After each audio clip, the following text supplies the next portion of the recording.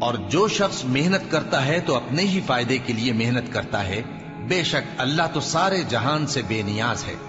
اور جو لوگ ایمان لائے اور نیک عمل کرتے رہے،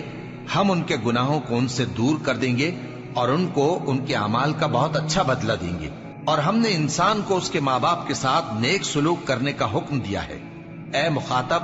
اگر تیرے ماں باپ تجھے مجبور کریں کہ تو میرے ساتھ کسی کو شریک بنائے جس کی حقیقت کی تجھے واقفیت نہیں، تو ان کا کہا نہ مانیو۔ تم سب کو میری طرف لوٹ کر آنا ہے، پھر جو کچھ تم کرتے تھے میں تم کو جتا دوں گا۔ کیا ابھی تک مومنوں کے لیے اس کا وقت نہیں آیا کہ اللہ کی یاد کرنے کے وقت اور قرآن جو حق کی طرف سے نازل ہوا ہے اس کے سننے کے وقت ان کے دل نرم ہو جائیں، اور وہ ان لوگوں کی طرح نہ ہو جائیں جن کو ان سے پہلے کتابیں دی گئی تھیں، پھر ان پر طویل عرصہ گزر گیا تو ان کے